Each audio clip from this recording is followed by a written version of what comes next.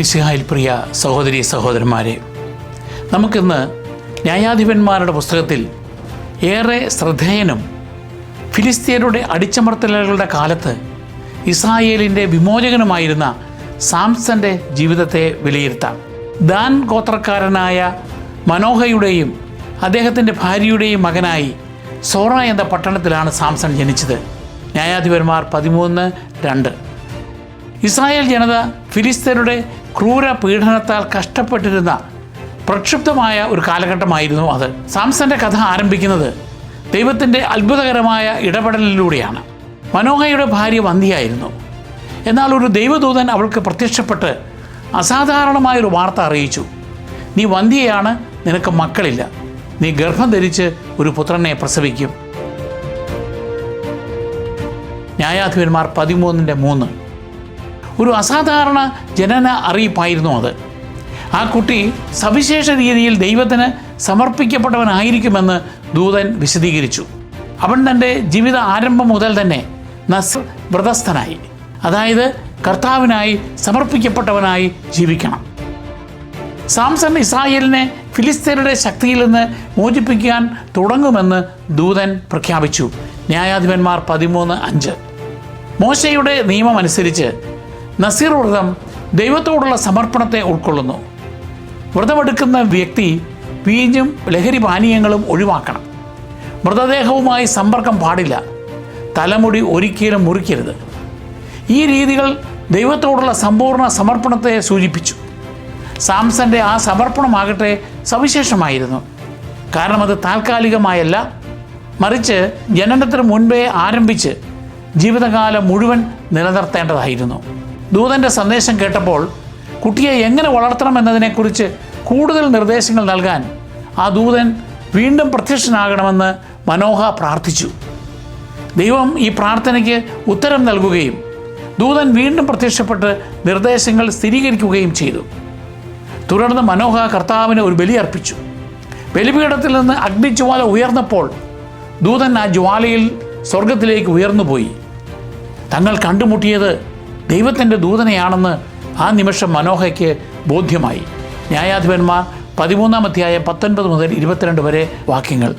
വാഗ്ദാനം ചെയ്യപ്പെട്ട ശിശു നിശ്ചിത സമയത്ത് ജനിക്കുകയും അവന് സാംസൺ എന്ന് പേരിടുകയും ചെയ്തു. അവൻ ദൈവാനുഗ്രഹത്തിൽ വളർന്നു വന്നവനായി വിശുദ്ധ ഗ്രന്ഥം രേഖപ്പെടുത്തുന്നു. കുട്ടി വളർന്നു, കർത്താവ് അവനെ അനുഗ്രഹിച്ചു.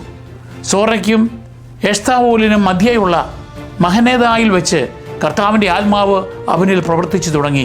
ന്യായാധിപന്മാർ 13-ാം 24-25 വാക്യങ്ങൾ. ഇസ്രായേലിലെ അവസാനത്തെയും ഏറ്റവും അസാധാരണക്കാരനുമായ ന്യായാധിപന്മാരിൽ ഒരാളായിരുന്നു സാംസൺ. സൈന്യത്തെ നയിച്ചിരുന്ന മുൻകാല ന്യായാധിപന്മാരിൽ നിന്ന് വ്യത്യസ്തനായി അദ്ദേഹം ഒറ്റയ്ക്കാണ് പോരാടിയിരുന്നത്. അദ്ദേഹത്തിൻ്റെ അസാധാരണ കരുത്ത് ദൈവത്തിൻ്റെ ആത്മാവിൽ നിന്നാണ് ലഭിച്ചത്. സാംസന് വ്യക്തിപരമായ ബലഹീനതകൾ ഉണ്ടായിരുന്നുവെങ്കിലും ഫിലിസ്തീനെ വെല്ലുവിളിക്കാനും ഇസ്രായേലിൻ്റെ വിമോചന പ്രക്രിയയ്ക്ക് തുടക്കം കുറിക്കാനും ദൈവം അദ്ദേഹത്തെ ഉപയോഗിച്ചു. ഈ കാരണത്താൽ പഴയ നിയമത്തിലെ ഏറ്റവും ഓർമ്മിക്കപ്പെടുന്ന വ്യക്തികളിൽ ഒരാളായി സാംസൺ നിലകൊള്ളുന്നു. അദ്ദേഹത്തിൻ്റെ ജീവിതം ന്യായാധിപന്മാരുടെ പുസ്തകം 13 മുതൽ 16 വരെയുള്ള അധ്യായങ്ങളിൽ രേഖപ്പെടുത്തിയിട്ടുണ്ട്. പുതിയ നിയമം പോലും അദ്ദേഹത്തെ വിശ്വാസത്തിൻ്റെ വീരനായകന്മാരുടെ പട്ടികയിൽ സ്മരിക്കുന്നു. ഹെബ്രായർ 11:32. തൻ്റെ രക്ഷാകര ലക്ഷ്യങ്ങൾ പൂർത്തിയാക്കാൻ ദൈവം അപൂർണരായ മനുഷ്യരിലൂടെയും പ്രവർത്തിക്കുമെന്ന് അദ്ദേഹത്തിൻ്റെ ജീവിതം നമ്മെ ഓർമ്മിപ്പിക്കുന്നു. ഇസ്രായേൽ ചരിത്രത്തിലെ ഒരു ഇരുളടഞ്ഞ കാലഘട്ടത്തിലായിരുന്നു സാംസൺ ജീവിച്ചിരുന്നത്. ദൈവജനത്തിൻ്റെ ജീവിതത്തിൽ ആവർത്തിച്ചുണ്ടായ ദാരുണമായ ഒരു ചക്രത്തെക്കുറിച്ച് ന്യായാധിപന്മാരുടെ പുസ്തകം വിവരിക്കുന്നുണ്ട്. വാഗ്ദത്ത ഭൂമിയിൽ പ്രവേശിച്ചതിന് ശേഷം ഇസ്രായേൽ ജനത പലപ്പോഴും കർത്താവിൽ നിന്നും അകന്നു പോവുകയും ചുറ്റുമുള്ള രാഷ്ട്രങ്ങളുടെ മതപരമായ ആചാരങ്ങൾ സ്വീകരിച്ച് വിഗ്രഹാരാധനയിൽ വീഴുകയും ചെയ്തു. ഈ അവിശ്വസ്തതയുടെ ഫലമായി അവർക്ക് ദൈവത്തിൻ്റെ സംരക്ഷണം നഷ്ടപ്പെടുകയും വിദേശ ശക്തികളുടെ ആധിപത്യത്തിന് കീഴിലാവുകയും ചെയ്തു. ദുരിതങ്ങൾ സഹിക്കവയ്യാതെ അവർ ഒടുവിൽ കർത്താവിനോട് നിലവിളിച്ചു. അപ്പോൾ അവിടുത്തെ കരുണയാൽ അവരെ രക്ഷിക്കാനും സമാധാനം പുനഃസ്ഥാപിക്കാനും ദൈവം ഒരു നേതാവിനെ, അതായത് ഒരു ന്യായാധിപനെ ഉയർത്തിക്കൊണ്ടുവന്നു. സാംസന്റെ കാലത്ത് മെഡിറ്ററേനിയൻ തീരത്ത് വസിച്ചിരുന്ന ഫിലിസ്തീനരുടെ ശക്തമായ അടിച്ചമർത്തലിന് ഇസ്രായേൽ വിധേയനായിരുന്നു. അത് 40 വർഷത്തോളം നീണ്ടു നിന്നതായി ന്യായാധിപന്മാർ 13:1 രേഖപ്പെടുത്തുന്നു. ആധുനിക യുദ്ധ സാങ്കേതിക വിദ്യയും കരുത്തുറ്റ സൈന്യവും ഉണ്ടായിരുന്ന ഫിലിസ്ത്യർ അക്കാലത്തെ ഭയാനക എതിരാളികളായിരുന്നു. ഇതിന് വിപരീതമായി ഇസ്രായേൽ ആകട്ടെ ആത്മീയമായി ബലഹീനരും രാഷ്ട്രീയമായി ഭിന്നിച്ചവരുമായിരുന്നു. അതിനാൽ ശത്രുവിനെ പ്രതിരോധിക്കാൻ അവർക്ക് കഴിഞ്ഞില്ല. ദേശീയ ദുരിതത്തിൻ്റെയും നിസ്സഹായ അവസ്ഥയുടെയും ഈ അന്തരീക്ഷത്തിലാണ് ദൈവം ഒരു വിമോചകനെ ഒരുക്കാൻ തുടങ്ങിയത്. സാംസൺ ജനിക്കുന്നതിന് മുമ്പ് തന്നെ ഫിലിസ്ത്യരുടെ ശക്തിയിൽ നിന്ന് ഇസ്രായേലിനെ മോചിപ്പിക്കാനുള്ള ദൗത്യത്തിനായി കർത്താവ് അദ്ദേഹത്തെ തിരഞ്ഞെടുത്തിരുന്നു. അതിനാൽ ദുരിതം അനുഭവിക്കുന്ന ഒരു ജനതയുടെയും തൻ്റെ ജനത്തിൻ്റെ രക്ഷിക്കാൻ നേതാക്കളെ ഉയർത്തുന്ന കാരുണ്യവാനായ ദൈവത്തിൻ്റെയും പശ്ചാത്തലത്തിൽ വേണം സാംസന്റെ ജീവിതത്തെ മനസ്സിലാക്കുവാൻ. സാംസൺ യൗവനത്തിലേക്ക് കടന്നപ്പോൾ കർത്താവിൻ്റെ ആത്മാവ് അദ്ദേഹത്തിൻ്റെ ജീവിതത്തിൽ ശക്തമായി പ്രവർത്തിക്കാൻ തുടങ്ങി. സാംസന്റെ കരുത്ത് വെറും മാനുഷികമായ കഴിവല്ലെന്നും മറിച്ച് ഒരു പ്രത്യേക ലക്ഷ്യത്തിനായി ദൈവം നൽകിയ ദാനമാണെന്നും തുടക്കം മുതലേ വ്യക്തമായിരുന്നു. കർത്താവിൻ്റെ ആത്മാവ് അവൻ്റെ മേൽ ശക്തമായി വന്നുവെന്ന് ന്യായാധിപന്മാരുടെ പുസ്തകം ആവർത്തിച്ച് വ്യക്തമാക്കുന്നു. അതായത് അദ്ദേഹത്തിൻ്റെ ശക്തിയുടെ ഉറവിടം ദൈവികമായ ശാക്തീകരണമായിരുന്നു. സാംസന്റെ കരുത്തിൻ്റെ ആദ്യകാല പ്രകടനങ്ങളിൽ ഒന്ന് അദ്ദേഹം തിമ്നായിലേക്ക് യാത്ര ചെയ്യുമ്പോഴായിരുന്നു. മുന്തിരിത്തോട്ടങ്ങളിലൂടെ കടന്നു പോകുമ്പോൾ ഒരു കുട്ടിസിംഹം പെട്ടെന്ന് അദ്ദേഹത്തെ ആക്രമിച്ചു. ന്യായാധിപന്മാർ 14:6 ആ നിമിഷത്തെ ഇങ്ങനെ വിവരിക്കുന്നു: കർത്താവിൻ്റെ ആത്മാവ് അവനിൽ ശക്തമായി ആവസിച്ചു. ആയുധം കൂടാതെ ആട്ടിൻകുട്ടിയെ എന്ന പോലെ അവൻ ആ സിംഹത്തെ ചീന്തിക്കളഞ്ഞു. കുറച്ചു കാലത്തിന് ശേഷം അതേ വഴിയിലൂടെ പോയ സാംസൺ ആ സിംഹത്തിൻ്റെ ജഡത്തിൽ ഒരു കൂട്ടം തേനീച്ചകൾ തേൻ ഉൽപ്പാദിപ്പിച്ചതായി കണ്ടു. അദ്ദേഹം ആ തേൻ എടുത്ത് കഴിക്കുകയും മാതാപിതാക്കൾക്ക് നൽകുകയും ചെയ്തു. എന്നാൽ അതൊരു ശവത്തിൽ നിന്നാണ് എടുത്തത് എന്ന് അദ്ദേഹം അവരോട് പറഞ്ഞില്ല. ഒരു നാസിർ വ്രതസ്ഥൻ എന്ന നിലയിൽ സാംസൺ മൃതദേഹങ്ങൾ തൊടാൻ പാടില്ലായിരുന്നു. സംഗീത പുസ്തകം 6:6. എന്നാൽ ഈ നിയമം ലംഘിച്ചുകൊണ്ട് അദ്ദേഹം അശുദ്ധനായി തീർന്നു. തൻ്റെ വ്രതത്തോടുള്ള സാംസന്റെ അശ്രദ്ധയുടെ ആദ്യ അടയാളമായിരുന്നു അത്. തിമ്നയിൽ നടന്ന തൻ്റെ വിവാഹ വിരുന്നിനിടെ സാംസൺ ഫിലിസ്ത്യരായ 30 കൂട്ടുകാർക്ക് ഒരു കടങ്കഥ നൽകി. ഭോക്താവിൽ നിന്ന് ഭോജനവും മലനിൽ നിന്ന് മാധുര്യവും പുറപ്പെടുന്നു. ന്യായാധിപന്മാർ 14:14. 7 ദിവസത്തിനുള്ളിൽ ഉത്തരം നൽകിയാൽ 30 ചണവസ്ത്രവും അത്രയും വിശേഷ വസ്ത്രവും നൽകാമെന്നും തോറ്റാൽ അവർ തിരിച്ചു നൽകണമെന്നും അദ്ദേഹം പന്തയം വെച്ചു. അക്കാലത്ത് ഇത്തരം വസ്ത്രങ്ങൾ വളരെ വിലപിടിപ്പുള്ളതായിരുന്നു. ഉത്തരം കണ്ടെത്താൻ കഴിയാത്ത ഫിലിസ്ത്യർ സാംസന്റെ വധുവിനെ ഭീഷണിപ്പെടുത്തി. ഭയന്നുപോയ അവൾ സാംസനെ നിർബന്ധിച്ച് ഉത്തരം മനസ്സിലാക്കി അവർക്ക് നൽകി. ഉത്തരം കേട്ടപ്പോൾ സാംസൺ പറഞ്ഞു: എൻ്റെ പശുക്കിടാവിനെ കൊണ്ട് ഉഴുതില്ലായിരുന്നെങ്കിൽ കടങ്കഥയുടെ സാരം നിങ്ങൾ മനസ്സിലാക്കുകയില്ലായിരുന്നു. അതായത് തൻ്റെ ഭാര്യയെ ഭീഷണിപ്പെടുത്തി ഉത്തരം ചോർത്തിയതിലുള്ള ദോഷ്യമാണ് അദ്ദേഹം പ്രകടിപ്പിച്ചത്. ഇതിന് പ്രതികാരമായി അഷ്കലോണിലെ 30 ഫിലിസ്ത്യരെ വധിച്ച് അവരുടെ വസ്ത്രങ്ങൾ സാംസൺ പന്തയക്കാർക്ക് നൽകി. വിവാഹ വിരുന്നിൽ നിന്ന് ദേഷ്യത്തോടെ സാംസൺ മടങ്ങിയ ശേഷം സാംസന്റെ ഭാര്യയെ അദ്ദേഹത്തിൻ്റെ തോഴനെ കൊണ്ട് അവളുടെ പിതാവ് വിവാഹം ചെയ്യിച്ചു. ന്യായാധിപന്മാർ 14:20. പിന്നീട് ഗോതമ്പ് കൊയ്ത്ത് കാലത്ത് ഒരു ആട്ടിൻകുട്ടിയുമായി സാംസൺ തൻ്റെ ഭാര്യയെ സന്ദർശിക്കാൻ എത്തിയെങ്കിലും അവളെ കാണാൻ പിതാവ് അനുവദിച്ചില്ല. സാംസൺ അവളെ ഉപേക്ഷിച്ചുവെന്ന് കരുതിയാണ് താൻ തോഴനെ കൊണ്ട് വിവാഹം ചെയ്യിച്ചതെന്ന് അദ്ദേഹം വിശദീകരിച്ചു. പകരം അവളുടെ അനുജത്തിയെ വിവാഹം കഴിക്കാൻ അദ്ദേഹം നിർദ്ദേശിച്ചു. ന്യായാധിപന്മാർ 15:1-2 വാക്യങ്ങൾ. ഇതിൽ പ്രകോപിതനായ സാംസൺ ഫിലിസ്ത്യരോട് പ്രതികാരം ചെയ്യാൻ തനിക്ക് ഇനി അവകാശമുണ്ട് എന്ന് പ്രഖ്യാപിച്ചു. അദ്ദേഹം 300 കുറുനരികളെ പിടികൂടി. അവയിൽ ഈ 2 വാലുകൾ തമ്മിൽ ബന്ധിപ്പിച്ച് പന്തങ്ങൾ കൊളുത്തി ഫിലിസ്ത്യരുടെ ധാന്യ പാടങ്ങളിലേക്കും മുന്തിരിത്തോപ്പുകളിലേക്കും ഒലിവ് തോട്ടങ്ങളിലേക്കും വിട്ടു. ഇത് അവരുടെ വിളവുകൾ പൂർണ്ണമായി ചുട്ടിരിക്കാൻ കാരണമായി.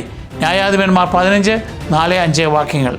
സാംസന്റെ ഭാര്യയെ മറ്റൊരു പുരുഷന് നൽകിയതിനാലാണ് അദ്ദേഹം ഇത് ചെയ്തതെന്ന് മനസ്സിലാക്കിയ ഫിലിസ്ത്യർ ആ സ്ത്രീയെയും അവളുടെ കുടുംബത്തെയും തീയിട്ട് കൊന്നു. തുടർന്ന് ഫിലിസ്ത്യർ സാംസനെ പിടികൂടാൻ വന്നപ്പോൾ യൂദയ ഗോത്രക്കാർ ഫിലിസ്ത്യരെ ഭയന്ന് സാംസനെ കയറുകൊണ്ട് കെട്ടി അവർക്ക് ഏൽപ്പിച്ചു. എന്നാൽ ദൈവത്തിൻ്റെ ആത്മാവ് വീണ്ടും അദ്ദേഹത്തിൻ്റെ മേൽ വന്നപ്പോൾ ആ കയറുകൾ നാരുകൾ പോലെ പൊട്ടിപ്പോയി. സമീപത്ത് കിടന്നിരുന്ന ഒരു കഴുതയുടെ താടിയലെടുത്ത് അദ്ദേഹം 1000 ഫിലിസ്ത്യരെ വധിച്ചു. വിജയലഹരിയിൽ അദ്ദേഹം ഇപ്രകാരം പ്രഖ്യാപിച്ചു: കഴുതയുടെ താടിയെല്ലുകൊണ്ട് ഞാൻ അവരെ കൂന കൂട്ടി, കഴുതയുടെ താടിയെല്ലുകൊണ്ട് 1000 പേരെ ഞാൻ കൊന്നു. ന്യായാധിപന്മാർ 15-16. കഠിനമായ ഈ യുദ്ധത്തിന് ശേഷം സാംസന് അതിയായ ദാഹം അനുഭവപ്പെട്ടു. അദ്ദേഹം കർത്താവിനോട് നിലവിളിച്ചു.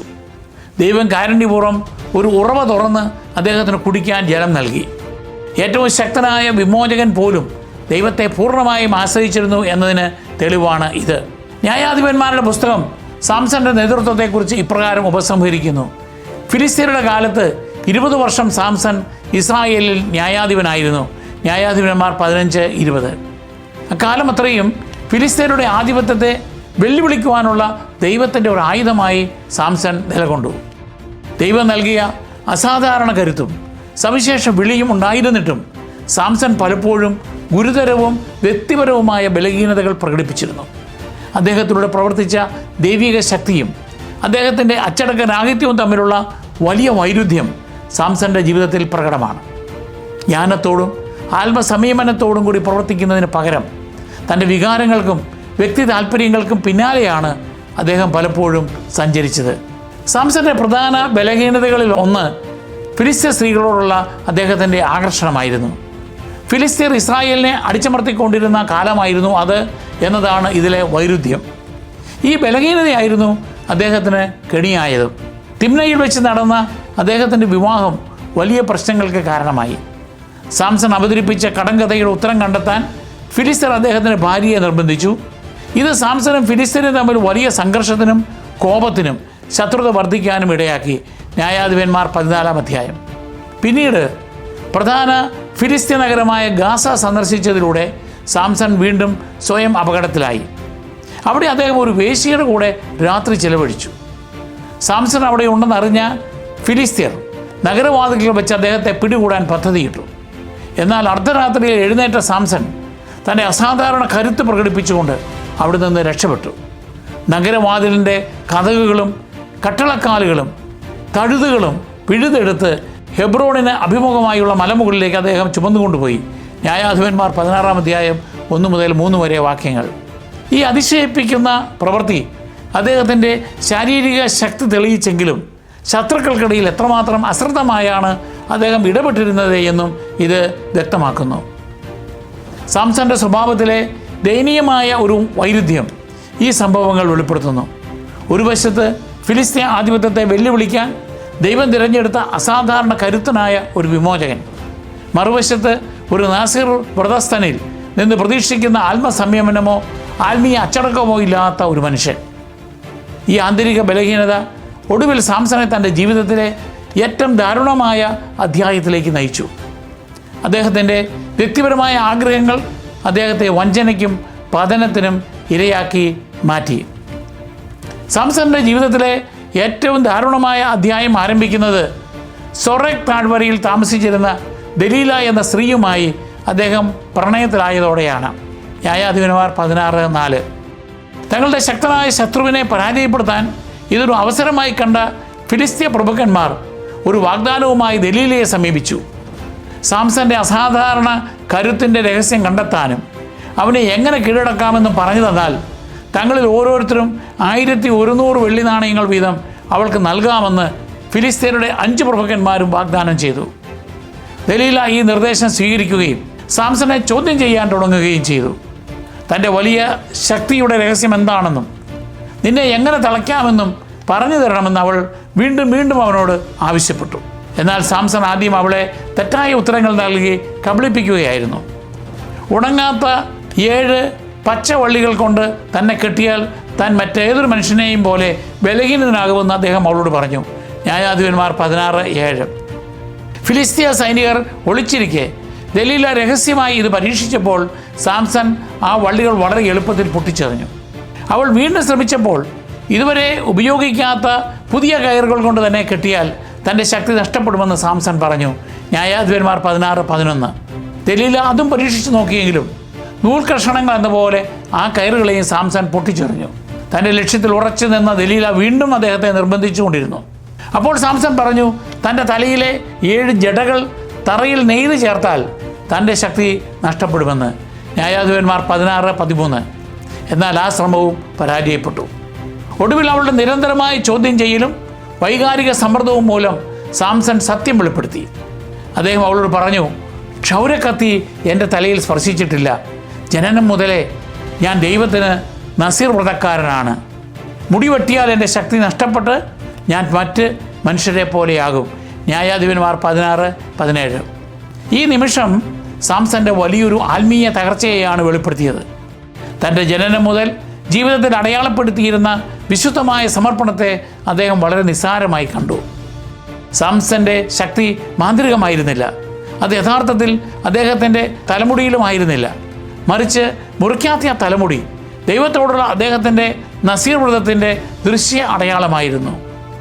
ഈ രഹസ്യം വെളിപ്പെടുത്തിയതിലൂടെ തൻ്റെ വിളിയോടുള്ള അപകടകരമായ അനാദരവാണ് അദ്ദേഹം കാണിച്ചത്. സാംസൺ ഒടുവിൽ സത്യം വെളിപ്പെടുത്തിയെന്ന് മനസ്സിലാക്കിയ ദലീല ഫിലിസ്ത്യ പ്രഭുക്കന്മാരെ വിവരമറിയിച്ചു. സാംസൺ അവളുടെ മടിയിൽ കിടന്ന് ഉറങ്ങിയപ്പോൾ അവൾ അദ്ദേഹത്തിൻ്റെ മുടി മുറിച്ചു മാറ്റി. ആ ജടകൾ താഴെ വീണതോടെ അദ്ദേഹത്തിൻ്റെ സമർപ്പണത്തിൻ്റെ അടയാളം നീങ്ങി.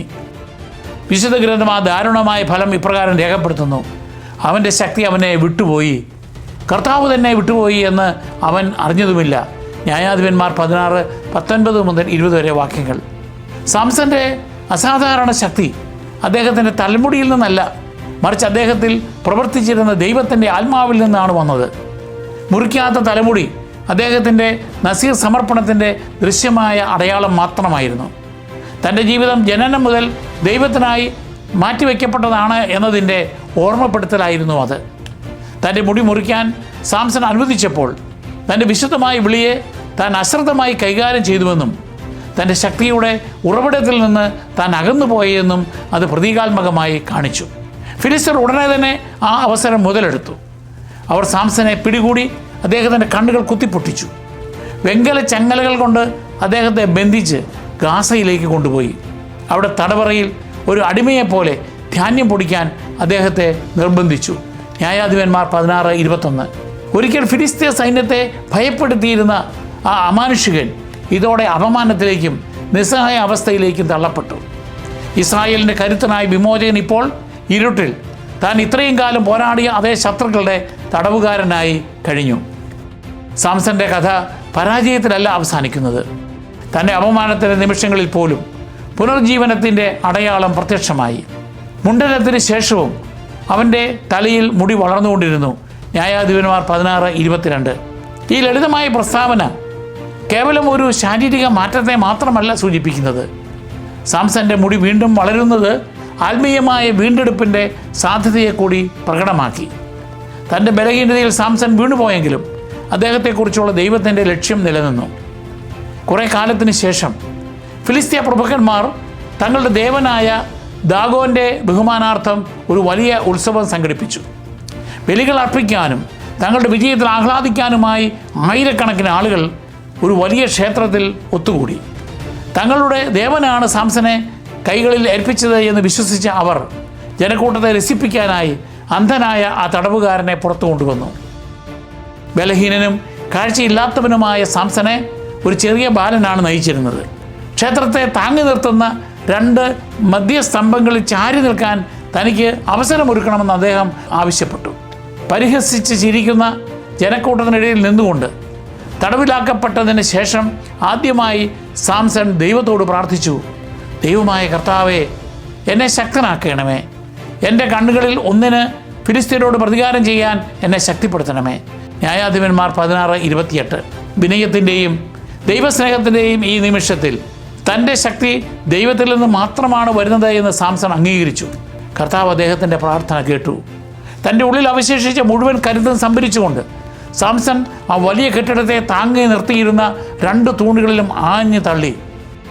ഭീമാകാരമായ ആ ക്ഷേത്രം തകരുകയും ഫിലിസ്തീയ പ്രഭുക്കന്മാരും അവിടെ ഒത്തുകൂടിയിരുന്ന ആയിരക്കണക്കിന് ആളുകളും അതിനടിയിൽപ്പെട്ട് മരിക്കുകയും ചെയ്തു. ന്യായാധിപന്മാർ 16-30 ഈ സംഭവത്തെ ഇപ്രകാരം സംഗ്രഹിക്കുന്നു: മരണസമയത്ത് അവൻ കൊന്നവർ ജീവിച്ചിരിക്കുമ്പോൾ കൊന്നവരെക്കാൾ അധികമായിരുന്നു. അങ്ങനെ തൻ്റെ മരണനിമിഷത്തിൽ സാംസൺ തൻ്റെ ഏറ്റവും വലിയ വിജയം കൈവരിച്ചു. അടിച്ചമർത്തുന്നവർക്ക് ശക്തമായ ഒരു പ്രഹരം ഏൽപ്പിച്ചു. തുടർന്ന് സാംസന്റെ സഹോദരന്മാരും പിതാവിൻ്റെ കുടുംബവും വന്ന് അദ്ദേഹത്തിൻ്റെ മൃതദേഹം എടുത്തു. അവർ അദ്ദേഹത്തെ ജന്മനാട്ടിലേക്ക് കൊണ്ടുപോയി. സോറയ്ക്കും എഷ്താവോളിനും ഇടയിലുള്ള പിതാവായ മനോഹയുടെ കല്ലറയിൽ സംസ്കരിച്ചു. സാംസൺ 20 വർഷം ഇസ്രായേലിന് ന്യായാധിപനായിരുന്നുവെന്ന് കുറിച്ചുകൊണ്ടാണ് ഈ വിവരണം അവസാനിക്കുന്നത്. ന്യായാധിപന്മാർ 16:31. വീരത്വവും ദുരന്തവും നിറഞ്ഞതെങ്കിലും ശത്രുക്കളിൽ നിന്നും ഇസ്രായേലിനെ മോചിപ്പിക്കാനുള്ള ദൈവത്തിൻ്റെ പദ്ധതിയുടെ ഭാഗമായിരുന്നു അദ്ദേഹത്തിൻ്റെ ജീവിതം. സാംസന്റെ കഥ പരാജയത്തിലല്ല അവസാനിക്കുന്നത്. തടവറയുടെ ഇരുട്ടിൽ സാംസൺ പ്രാർത്ഥനയോടെ ദൈവത്തിലേക്ക് തിരിച്ചുപോയി. അദ്ദേഹത്തിൻ്റെ അവസാനത്തെ അപേക്ഷ വിനയത്തിൻ്റെയും ദൈവത്തിലുള്ള നവീകരിക്കപ്പെട്ട വിശ്വാസത്തിൻ്റെയും നിമിഷത്തെ വെളിപ്പെടുത്തുന്നു. ഈ പ്രാർത്ഥനയിലൂടെ സാംസൺ ദൈവകൃപയുടെ ഒരു അന്തിമ നിമിഷം അനുഭവിച്ചു. അദ്ദേഹത്തിൻ്റെ അവസാന പ്രവൃത്തിയിലൂടെ പോലും ഇസ്രായേലിൻ്റെ ശത്രുക്കൾക്ക് ശക്തമായ പ്രഹരം നൽകാൻ ദൈവം അദ്ദേഹത്തെ ഉപയോഗിച്ചു. ഈ വിശ്വാസ നിമിത്തം പുതിയ നിയമം ദൈവത്തിൻ്റെ വിശ്വസ്തരായ ദാസന്മാരുടെ കൂട്ടത്തിൽ സാംസനെ സ്മരിക്കുന്നു. ഹെബ്രായർക്ക് എഴുതിയ ലേഖനം ഇസ്രായേലിൻ്റെ മറ്റു നേതാക്കളോടൊപ്പം അദ്ദേഹത്തെയും പരാമർശിച്ചുകൊണ്ട് ഇപ്രകാരം പ്രഖ്യാപിക്കുന്നു: ഗിദെയോൻ, ബാരാക്ക്, സാംസൺ, ജഫ്ത, ദാവീദ്, സാമുവേൽ എന്നിവരെയും പ്രവാചകന്മാരെയും കുറിച്ച് വിവരിക്കാൻ എനിക്ക് സമയമില്ല. അവർ വിശ്വാസം വഴി രാജ്യങ്ങൾ കീഴടക്കി, നീതി പ്രവർത്തിച്ചു, വാഗ്ദാനങ്ങൾ സ്വീകരിച്ചു. ഹെബ്രായർ 11:32 മുതൽ 34 വരെ വാക്യങ്ങൾ. അങ്ങനെ ദൈവത്തിൻ്റെ കൃപ മനുഷ്യൻ്റെ ബലഹീനതയിലൂടെ പ്രവർത്തിക്കുമെന്നും ഇടറി വീഴുന്നവർ പോലും വിശ്വാസത്തോടെ ദൈവത്തിലേക്ക് തിരിയുമ്പോൾ അവിടുത്തെ രക്ഷാകര പദ്ധതിയുടെ ഉപകരണങ്ങളായി മാറാൻ കഴിയുമെന്നുമുള്ള ശക്തമായ ഓർമ്മപ്പെടുത്തലാണ് സാംസൺ. ഇനി സാംസന്റെ ജീവിതം രക്ഷാകര ചരിത്രവുമായുള്ള ബന്ധം എന്താണെന്ന് നോക്കാം. സാംസന്റെ ജീവിതം ദൈവത്തിൻ്റെ രക്ഷാകര പദ്ധതിയുടെ പശ്ചാത്തലത്തിൽ മനസ്സിലാക്കാൻ കഴിയും. സാംസൺ അപൂർണനും താൽക്കാലിക വിമോചകനുമായിരുന്നെങ്കിലും അദ്ദേഹത്തിൻ്റെ ജീവിതത്തിലെ ചില അനുഭവങ്ങൾ യേശുക്രിസ്തുവിൻ്റെ ദൗത്യത്തിലേക്ക് വിരൽ ചൂണ്ടുന്നു. ഒന്നാമതായി, സാംസന്റെ ജനനം ഒരു ദൂതനാൽ അറിയിക്കപ്പെട്ടതായിരുന്നു. തൻ്റെ ജീവിതത്തിൻ്റെ തുടക്കം മുതൽ തന്നെ അദ്ദേഹം ദൈവത്തിനായി മാറ്റിവെക്കപ്പെട്ടു. ന്യായാധിപന്മാർ 13:3 മുതൽ 5 വരെ വാക്യങ്ങൾ. സമാന രീതിയിൽ ഗബ്രിയേൽ ദൂതൻ യേശുവിൻ്റെ ജനനം അറിയിക്കുകയും ദൈവത്തിൻ്റെ രക്ഷാകര പദ്ധതിയിൽ ആ ശിശുവിന് പ്രത്യേക പങ്കുണ്ടാകുമെന്ന് വെളിപ്പെടുത്തുകയും ചെയ്തു. ലൂക്ക 1:26 മുതൽ 33 വരെ വാക്യങ്ങൾ. ദൈവം തന്നെ തൻ്റെ ജനത്തെ സഹായിക്കാനായി ഒരു ദൗത്യത്തിൻ്റെ തുടക്കം കുറിക്കുന്നു എന്നതാണ് ഈ 2 ജനനങ്ങളും കാണിക്കുന്നത്. രണ്ടാമതായി, ഇസ്രായേലിൻ്റെ ശത്രുക്കൾക്കെതിരെ, പ്രത്യേകിച്ച് അവരെ അടിച്ചമർത്തിയിരുന്ന ഫിലിസ്ത്യർക്കെതിരെ പോരാടാനാണ് ദൈവം സാംസനെ ഉയർത്തിയത്. തൻ്റെ പ്രവൃത്തികളിലൂടെ അവരുടെ ശക്തി കുറയ്ക്കാൻ ദൈവം സാംസനെ ഉപയോഗിച്ചു. ഇതിലും വലിയ ആത്മീയാർത്ഥത്തിൽ മനുഷ്യരാശിയുടെ അഗാധ ശത്രുക്കളായ പാപം, തിന്മ, മരണം എന്നിവയോട് പോരാടാനും അവയെ പരാജയപ്പെടുത്താനുമാണ് യേശു വന്നത്. അവസാനമായി, സാംസന്റെ ഏറ്റവും വലിയ വിജയം അദ്ദേഹത്തിൻ്റെ മരണത്തിലൂടെയാണ് സംഭവിച്ചത്. ദാഗോന്റെ ക്ഷേത്രം തകർത്തപ്പോൾ ഇസ്രായേലിൻ്റെ ശത്രുക്കളിൽ ഭൂരിഭാഗവും നശിപ്പിക്കപ്പെട്ടു. ന്യായാധിപന്മാർ 16:30. ഈ സംഭവത്തെ കുരിശിൻ്റെ ഒരു വിദൂര നിഴലായി കാണാൻ കഴിയും. തൻ്റെ ജീവാർപ്പണത്തിലൂടെ പാപത്തിൻ്റെയും മരണത്തിൻ്റെയും മേൽ യേശു അന്തിമ വിജയം നേടിയത് ഇതിലൂടെ സ്മരിക്കപ്പെടുന്നു. അതേസമയം ഒരു പ്രധാന വ്യത്യാസമുണ്ട്. സാംസൺ പലപ്പോഴും ബലഹീനതകളോടും പ്രലോഭനങ്ങളോടും പോരാടിയ അപൂർണനായ വിമോചകനായിരുന്നു. അദ്ദേഹത്തിൻ്റെ വിജയങ്ങൾ പരിമിതവും താൽക്കാലികവുമായിരുന്നു. എന്നാൽ യേശു പാപമില്ലാത്ത പൂർണ്ണനായ രക്ഷകനാണ്. അവിടുന്ന് പിതാവിനോട് വിശ്വസ്തത പുലർത്തുകയും ലോകത്തിന് പൂർണ്ണവും നിത്യവുമായ രക്ഷ പ്രദാനം ചെയ്യുകയും ചെയ്തു. തൻ്റെ അവസാന പ്രവൃത്തിയിലൂടെ സാംസൺ ദാഗോന്റെ ക്ഷേത്രം നശിപ്പിക്കുകയും അനേകം ഫിലിസ്തീൻ നേതാക്കളെ വധിക്കുകയും ചെയ്തു. എന്നിരുന്നാലും ഇസ്രായേലിന് ഉടനടി പൂർണ്ണ സ്വാതന്ത്ര്യം ലഭിച്ചില്ല. സാമുവേൽ, സാവൂൾ എന്നിവരുടെ കാലം വരെയും ഒടുവിൽ ഫിലിസ്ത്യരെ പൂർണ്ണമായും കീഴ്പ്പെടുത്തിയ ദാവീദ് രാജാവിൻ്റെ കാലം വരെയും ആ പോരാട്ടം തുടർന്നു. അങ്ങനെ സാംസന്റെ ദൗത്യം ഇസ്രായേലിൻ്റെ വിമോചനത്തിൻ്റെ തുടക്കം മാത്രമായിരുന്നു. പോരായ്മകളുള്ള ഒരു മനുഷ്യനായിരുന്നിട്ടും ഇസ്രായേലിൻ്റെ ശത്രുക്കളെ ദുർബലപ്പെടുത്താനും ഭാവിയിലെ വലിയ സ്വാതന്ത്ര്യത്തിനായി വഴിയൊരുക്കാനും ദൈവം അദ്ദേഹത്തെ ഉപയോഗിച്ചു. സാംസന്റെ ജീവിതത്തിൽ നമുക്കുള്ള പാഠങ്ങൾ നോക്കാം. 1. ദൈവം അപൂർണരായ മനുഷ്യരെ ഉപയോഗിക്കുന്നു. സാംസന് നിരവധി ബലഹീനതകൾ ഉണ്ടായിരുന്നു. എങ്കിലും ഇസ്രായേലിനെ സഹായിക്കാൻ ദൈവം അദ്ദേഹത്തെ ഉപയോഗിച്ചു. അവിടുത്തെ പ്രവർത്തനങ്ങൾക്കായി നമ്മെപ്പോലെയുള്ള സാധാരണക്കാരെയും ഉപയോഗിക്കാൻ ദൈവത്തിന് കഴിയും. 2. വലിയ കഴിവുകൾക്ക് അച്ചടക്കം ആവശ്യമാണ്. സാംസണ് വലിയ കരുത്തനായിരുന്നു. എന്നാൽ അദ്ദേഹത്തിൻ്റെ സംയമനമില്ലായ്മ പലപ്പോഴും പ്രശ്നങ്ങൾ സൃഷ്ടിച്ചു. നമ്മുടെ കഴിവുകൾ ജ്ഞാനത്തോടും അച്ചടക്കത്തോടും കൂടി നയിക്കപ്പെടണം. 3, ദൈവത്തോടുള്ള സമർപ്പണത്തെ ഗൗരവമായി കാണുക. സാംസൺ ഒരു നാസീർ വ്രതസ്ഥനായി ദൈവത്തിന് സമർപ്പിക്കപ്പെട്ടവനായിരുന്നു. എന്നാൽ ആ വിളിയെ അദ്ദേഹം എപ്പോഴും ബഹുമാനിച്ചില്ല. ദൈവത്തോടുള്ള നമ്മുടെ വാഗ്ദാനങ്ങളും ഉത്തരവാദിത്തങ്ങളും നമ്മൾ പാലിക്കണം. 4, യഥാർത്ഥ ശക്തി ദൈവത്തിൽ നിന്ന് വരുന്നു. സാംസൺ തന്നിൽ തന്നെ വിശ്വസിച്ചപ്പോൾ അദ്ദേഹം പരാജയപ്പെട്ടു. എന്നാൽ അദ്ദേഹം പ്രാർത്ഥിക്കുകയും ദൈവത്തെ ആശ്രയിക്കുകയും ചെയ്തപ്പോൾ അദ്ദേഹത്തിൻ്റെ കരുത്ത് തിരിച്ചു വന്നു. നമ്മുടെ യഥാർത്ഥ ശക്തിയും ദൈവത്തിലുള്ള വിശ്വാസത്തിൽ നിന്നാണ് വരുന്നത്. നമുക്ക് പ്രാർത്ഥിക്കാം. കർത്താവായ ദൈവമേ, അടിച്ചമർത്തലിൽ നിന്ന് നിൻ്റെ ജനത്തെ മോചിപ്പിക്കാൻ നീ സാംസനെ ഉയർത്തിയല്ലോ. അദ്ദേഹം ബലഹീനതകളോട് പോരാടിയപ്പോഴും നിൻ്റെ ശക്തി അദ്ദേഹത്തിലൂടെ പ്രവർത്തിച്ചു. നീ ഞങ്ങൾക്ക് നൽകിയിട്ടുള്ള ദാനങ്ങൾ വിനയത്തോടും അച്ചടക്കത്തോടും കൂടി ഉപയോഗിക്കുവാൻ ഞങ്ങളെ സഹായിക്കണമേ. ഞങ്ങൾ പരാജയപ്പെടുമ്പോൾ അനുതാപത്തോടും വിശ്വാസത്തോടും കൂടി നിൻ്റെ അടുത്തേക്ക് ഞങ്ങളെ തിരികെ നയിക്കണമേ. നിൻ്റെ കൃപയാൽ ഞങ്ങളെ ശക്തിപ്പെടുത്തണമേ. അങ്ങനെ ഞങ്ങളുടെ ജീവിതം നിൻ്റെ ഇഷ്ടം അനുസരിച്ച് ഉള്ളതാകാനും നിൻ്റെ നാമത്തിന് മഹത്വം കൊണ്ടുവരാനും ഇടയാകട്ടെ. ആമേൻ.